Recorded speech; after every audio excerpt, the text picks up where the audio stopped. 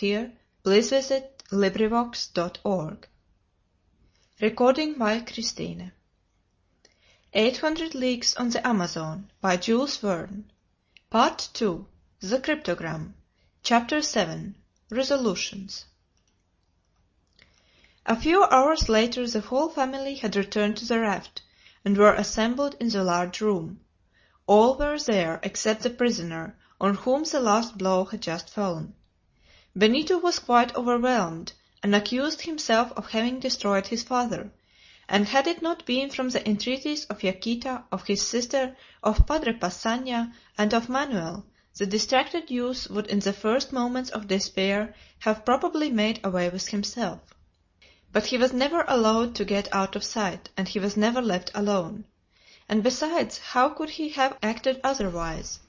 Ah, why had not Joam Dacosta told him all before he left the jangada? Why had he refrained from speaking, except before a judge, of this material proof of his innocence? Why, in his interview with Manuel after the expulsion of Torres, he had been silent about the document which the adventurer pretended to hold in his hands? But after all, what faith ought he to place in what Torres had said? Could he be certain that such a document was in the rascal's possession? Whatever might be the reason, the family now knew everything, and that from the lips of Joam Dacosta himself. They knew that Torres had declared that the proof of the innocence of the convict of Tijuco actually existed, that the document had been written by the very hand of the author of the attack, that the criminal, seized by remorse at the moment of his death, had entrusted it to his companion Torres, and that he, instead of fulfilling the wishes of the dying man, had made the handing over of the document an excuse for extortion. But they knew also that Torres had just been killed, and that his body was engulfed in the waters of the Amazon, and that he died without even mentioning the name of the guilty man. Unless he was saved by a miracle, Joam Dacosta might now be considered as irrevocably lost. The death of Judge Ribeiro on the one hand, the death of Torres on the other, were blows from which he could not recover. It should here be said that public opinion at Manaos, unreasoning as it always is, was all against the prisoner. The unexpected arrest of Joam Dacosta had revived the memory of the terrible crime of Tijuco, which had lain forgotten for 23 years. The trial of the young clerk at the mines of the Diamond Arrayal, his capital sentence, his escape a few hours before his intended execution, all were remembered, analyzed, and commented on. An article which had just appeared in the O Diário do Grande Para, the most widely circulated journal in these parts, after giving a history of the circumstances of the crime, showed itself decidedly hostile to the prisoner. Why should these people believe in Joam Dacosta's innocence, when they were ignorant of all that his friends knew, of what they alone knew? And so the people of Manaos became excited. A mob of Indians and Negroes hurried in their blind folly to surround the prison and roar forth tumultuous shouts of death. In this part of the two Americas, where executions under lynch law are of frequent occurrence, the mob soon surrenders itself to its cruel instincts, and it was feared that on this occasion it would do justice with its own hands. What a night it was for the passengers from the fazenda! Masters and servants had been affected by the blow. Were not the servants of the fazenda members of one family? Every one of them would watch over the safety of Yaquita and her people. On the bank of the Rio Negro there was a constant coming and going of the natives, evidently excited by the arrest of Joam Dacosta, and who could say what excesses these half-barbarous men might be led? The time, however, passed without any demonstration against the jangada. On the morrow, the 26th of August, as soon as the sun rose, Manuel and Fragoso, who had never left Benito for an instant during this terrible night, attempted to distract his attention from his despair. After taking him aside, they made him understand that there was no time to be lost, that they must make up their minds to act. "Benito," said Manuel, "pull yourself together. Be a man again. Be a son again." "My father!" exclaimed Benito. "I have killed him." "No," replied Manuel. With heaven's help it is possible that all may not be lost." "Listen to us, Mr. Benito," said Fragoso.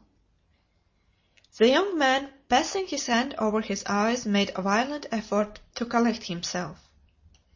"Benito," continued Manuel, "Torres never gave a hint to put us on the track of his past life. We therefore cannot tell who was the author of the crime of Tijuco, or under what conditions it was committed. To try in that direction is to lose our time." "And time presses," added Fragoso. "Besides," said Manuel, "suppose we do find out who this companion of Torres was. He is dead, and he could not testify in any way to the innocence of Joam Dacosta. But it is none the less certain that the proof of this innocence exists, and there is not room to doubt the existence of a document which Torres was anxious to make the subject of a bargain. He told us so himself. The document is a complete avowal written in the handwriting of the culprit, which relates the attack in its smallest details, and which clears our father. Yes, 100 times yes, the document exists." "But Torres does not exist," groaned Benito, "and the document has perished with him." "Wait, and don't despair yet," answered Manuel. "You remember under what circumstances we made the acquaintance of Torres? It was in the depths of the forest of Iquitos. He was in pursuit of a monkey which had stolen a metal case, which it so strangely kept, and the chase had lasted a couple of hours when the monkey fell to our guns. Now, do you think that it was for the few pieces of gold contained in the case that Torres was in such a fury to recover it? And do you not remember the extraordinary satisfaction which he displayed when we gave him back the case which we had taken out of the monkey's paw?" "Yes, yes," answered Benito. "This case which I held, which I gave back to him, perhaps it contained—" "It's more than probable, it is certain," replied Manuel. "And I beg to add," said Fragoso, "for now the fact recurs to my memory, that during the time you were at Ega I remained on board, at Lina's advice, to keep an eye on Torres, and I saw him, yes, I saw him, reading and again reading an old faded paper and muttering words which I could not understand."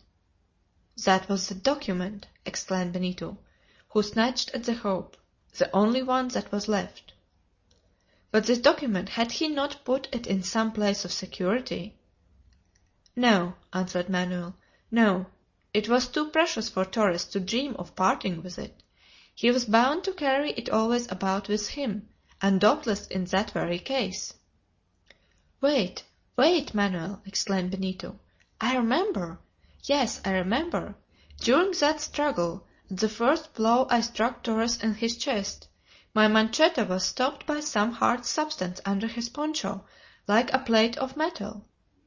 "That was the case," said Fragoso. "Yes," replied Manuel, "doubt is impossible. That was the case, it was in his breast pocket." "But the corpse of Torres?" "We will recover it." "But the paper? The water will have stained it, perhaps destroyed it, or rendered it undecipherable." "Why?" answered Manuel, "if the metal case which held it was watertight." "Manuel," replied Benito, who seized on the last hope, "you are right. The corpse of Torres must be recovered. We will ransack the whole of this part of the river, if necessary, but we will recover it." The pilot Araujo was then summoned and informed of what they were going to do. "Good," replied he. "I know all the eddies and currents where the Rio Negro and the Amazon join, and we shall succeed in recovering the body. Let us take 2 pirogues, 2 ubas, a dozen of our Indians, and make a start." Padre Passanha was then coming out of Yaquita's room. Benito went to him, and in a few words told him what they were going to do, to get possession of the document. "Say nothing to my mother or my sister," he added. "If this last hope fails, it will kill them." "Go, my lad, go," replied Passanha, "and may God help you in your search." 5 minutes afterward the 4 boats started from the raft. After descending the Rio Negro they arrived near the bank of the Amazon, at the very place where Torres, mortally wounded, had disappeared beneath the waters of the stream. End of the chapter 7. Resolutions.